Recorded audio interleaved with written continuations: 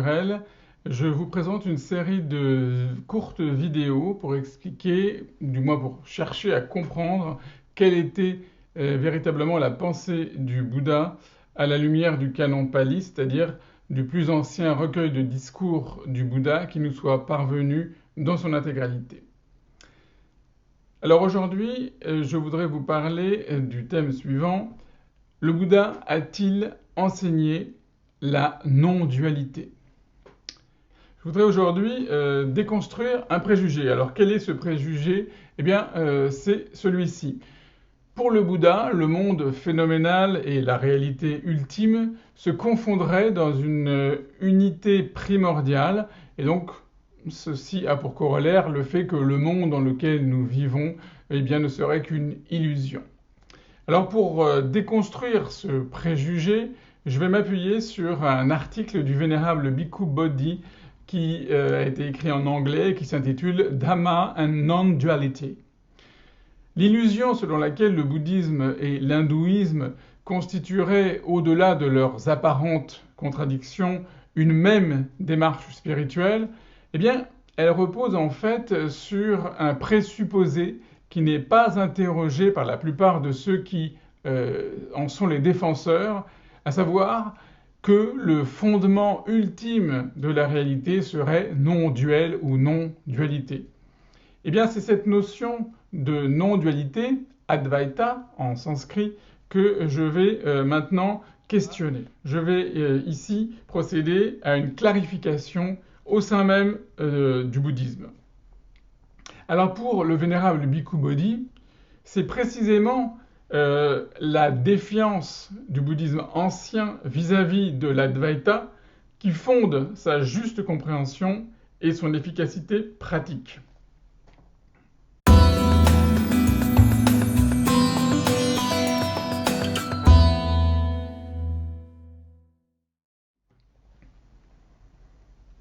Alors la première chose qu'il faut dire, c'est que la libération ne passe pas par la réalisation du soi. Pour le Vedanta, nous l'avons vu dans le chapitre précédent de mon livre « Comprendre la pensée du Bouddha », la non-dualité, Advaita, signifie l'absence d'une distinction ultime entre l'Atman, le soi, et le Brahman, la réalité divine ou le fondement du monde. Du point de vue de la plus haute réalisation, il n'existe pour le Vedanta qu'un seul être qui est à la fois Atman et Brahman. Et donc, dans cette spiritualité, le but de la quête, eh bien, c'est de réaliser son moi véritable, de réaliser l'Atman, de réaliser le soi. Mais, puisque toutes les écoles du bouddhisme rejettent l'idée du soi, aucune ne devrait accepter la non-dualité du Vedanta. Du point de vue de la tradition du bouddhisme des anciens, toute quête de la découverte de soi, que ce soit en tant qu'individu permanent ou en tant que soi universel absolu, devrait être rejetée comme une illusion, une erreur métaphysique née de l'incapacité à bien comprendre la nature de l'expérience concrète. Selon les suttas du canon Pali, l'être individuel, comme vous le savez, est une unité complexe constituée de 5 agrégats qui portent toutes les 3 caractéristiques de l'existence que sont l'impermanence, anicca, l'insatisfaction, dukkha, et l'absence de soi, anatta.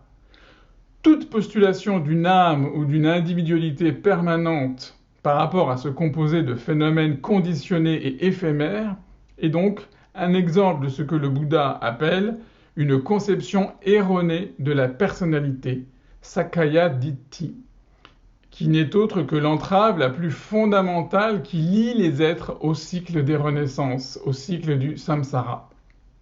Par conséquent, la libération, pour le bouddhisme, ne passe pas par la réalisation d'un moi ou d'un soi véritable ou absolu, mais au contraire par la dissolution du sens le plus subtil du moi, l'abolition de toute identification ou appropriation à un je, à un mien, et à toutes les tendances sous-jacentes de l'égoïsme.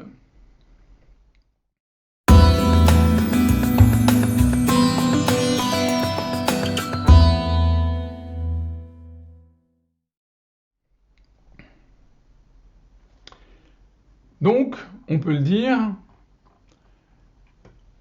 le Bouddha n'a jamais prêché la non-dualité. Certaines écoles du bouddhisme tardif soutiennent une thèse qui, du point de vue du bouddhisme ancien, du point de vue des textes les plus anciens, n'est pas acceptable. Il s'agit d'une affirmation qui est devenue très populaire, selon laquelle il n'y aurait pas de différence entre le samsara et le nibbana, nirvana en sanskrit, autrement dit qu'il n'y aurait pas de différence entre la souillure et la pureté, entre l'illusion et l'éveil. Pour ces écoles bouddhistes tardives, l'éveil consiste précisément en la réalisation de cette perspective non dualiste. Les dualités conventionnelles sont niées parce que la nature ultime de tous les phénomènes serait le vide, l'absence de toute réalité substantielle ou intrinsèque. Ainsi, dans leur vacuité, tous les divers phénomènes apparemment opposés que la doctrine bouddhique classique admet coïncideraient finalement et tous les dharmas n'auraient qu'une seule nature qui serait une non-nature. Alors l'enseignement du Bouddha, tel qu'il se trouve dans les textes les plus anciens, n'admet pas du tout une philosophie non-dualiste de ce genre. Et toutefois, il faut le préciser, les suttas du canon Pali ne proposent pas non plus une philosophie dualiste. L'intention du Bouddha, rappelons-le, est pragmatique et non spéculative, bien que ce pragmatisme n'opère pas dans un cadre philosophique vide, mais il trouve son fondement dans la nature de la réalité telle qu'elle est, et surtout telle que le Bouddha l'a pénétrée dans son illumination. Alors contrairement au système non dualiste, l'approche du Bouddha ne vise pas à découvrir un principe unificateur qui se cacherait derrière ou sous les phénomènes du monde. Elle prend plutôt comme point de départ et comme cadre le fait que la vie telle que nous l'expérimentons, avec toute sa confusion bourdonnante de contrastes et de tensions, dans lesquelles elle tente de diagnostiquer le problème central de l'existence humaine et de lui offrir une issue. Le problème central de l'existence humaine, vous avez compris, c'est bien évidemment dukkha, l'insatisfaction. Le vénérable Bhikkhu Bodhi insiste sur le fait que l'horizon du chemin bouddhiste n'est pas une unité finale, comme on le pense à tort, mais l'extinction de la souffrance qui apporte la résolution du problème existentiel à son niveau le plus fondamental. Lorsque nous examinons notre propre expérience, telle qu'elle apparaît, nous constatons qu'elle est imprégnée d'un certain nombre de dualités d'une grande importance qui ont de profondes implications pour notre quête spirituelle. C'est peut-être là l'erreur stratégique des spiritualités de la non-dualité. L'enseignement du Bouddha fixe notre attention sans relâche sur ces dualités et considère leur reconnaissance comme la base indispensable de toute recherche honnête d'une sagesse libératrice. Et ce sont précisément ces antithèses du bien et du mal, de l'habile et du malhabile, du sain et du malsain, de la souffrance et du bonheur, de la sagesse et de l'ignorance, qui font de la quête de l'illumination et de la délivrance une préoccupation si cruciale. Au sommet des paires d'opposés se trouve la dualité du conditionné et de l'inconditionné. D'une part, le samsara, la ronde incessante des naissances et des morts, où tout est impermanent, sujet au changement et à l'insatisfaction, et d'autre part, le nibbana, état de délivrance finale, le non-né, l'inconditionné, le sans-âge et l'immortel. Bien que le nibbana, même dans les premiers textes, soit présenté comme une réalité ultime et pas seulement comme un état éthique ou psychologique, il n'existe pas la moindre allusion au fait que cette réalité ultime serait métaphysiquement indiscernable à un niveau profond de son contraire, le samsara. Au contraire, la leçon que répète inlassablement le Bouddha est que le samsara est le royaume de l'insatisfaction gouverné par l'avidité, la haine et l'illusion, où nous avons versé des larmes plus grandes que les eaux de l'océan, tandis que le nibbana est la libération irréversible du samsara à atteindre en détruisant l'avidité, la haine et l'illusion, et en abandonnant toute existence conditionnée.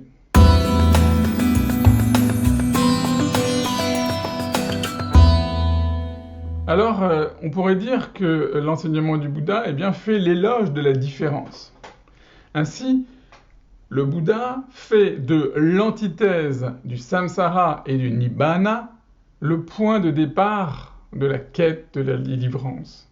Plus encore, il considère cette antithèse comme déterminante pour le but, qui est précisément de transcender le samsara et d'obtenir la libération du nibbana. Là où le bouddhisme des anciens diffère significativement des écoles bouddhistes tardives, qui commencent aussi par la dualité du samsara et du nibbana, c'est dans son refus de considérer cette polarité comme une simple leçon préparatoire conçue pour ceux qui auraient des facultés émoussées pour être finalement remplacés par une réalisation plus élevée de la non-dualité. Du point de vue des suttas du canon Pali, même pour le Bouddha et les arahants, les êtres éveillés, la souffrance et sa cessation, le samsara et le nibbana, restent distincts.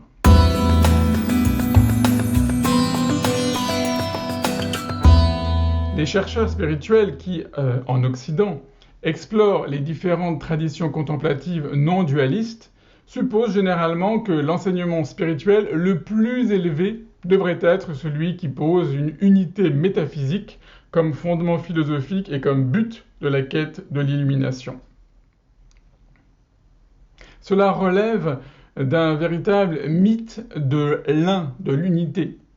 En prenant cette hypothèse pour axiomatique, ils peuvent alors conclure que l'enseignement bouddhiste ancien, tout comme d'ailleurs la spiritualité chrétienne, pour prendre un exemple, avec son insistance sur l'évaluation sobre des dualités, est déficiente ou alors simplement provisoire, et qu'elle exige un accomplissement par une réalisation plus haute, une réalisation non dualiste. Et pour ceux qui sont dans cette perspective, la dissolution des dualités dans une unité finale apparaît toujours plus profonde et plus complète. C'est justement cette hypothèse que contestent les plus grands érudits du bouddhisme ancien, tels le vénérable Bhikkhu Bodhi. En se référant au canon Pali, ce dernier considère qu'il n'est pas nécessaire, je cite, d'acheter la profondeur et la plénitude au prix des distinctions qu'elles peuvent être obtenues au plus haut niveau tout en préservant intactes les dualités et la diversité si évidentes aux yeux d'une réflexion mature sur le monde. Ces mots sont importants et il faut bien en peser la signification. L'enseignement qui insiste sur la reconnaissance des dualités réelles, telles qu'elles sont, est finalement beaucoup plus satisfaisant. La raison pour laquelle il est plus satisfaisant, en dépit de son apparente négation à l'aspiration naturelle de l'esprit à une unité globale, est qu'il tient compte d'un autre facteur, qui l'emporte sur la recherche de l'unité. Et cette autre chose, c'est la nécessité de rester ancré dans la réalité.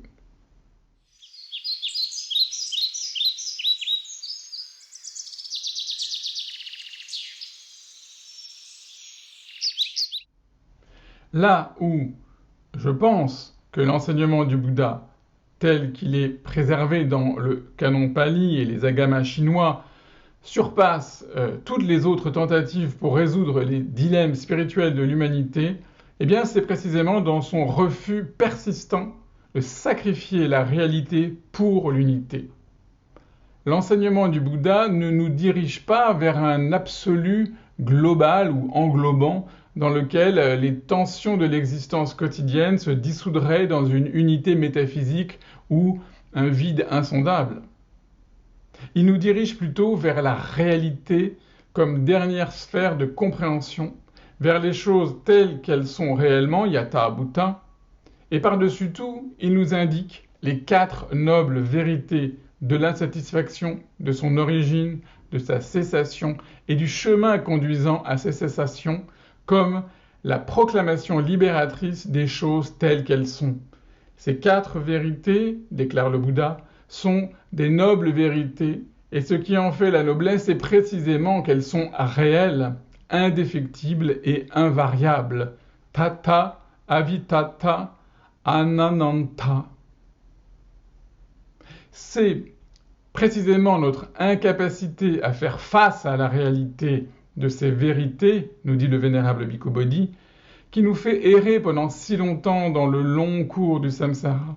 Et c'est en pénétrant ces vérités telles qu'elles sont que l'on peut parvenir à l'authentique réalisation de la quête spirituelle, mettre fin à la souffrance ou insatisfaction. Je vous remercie.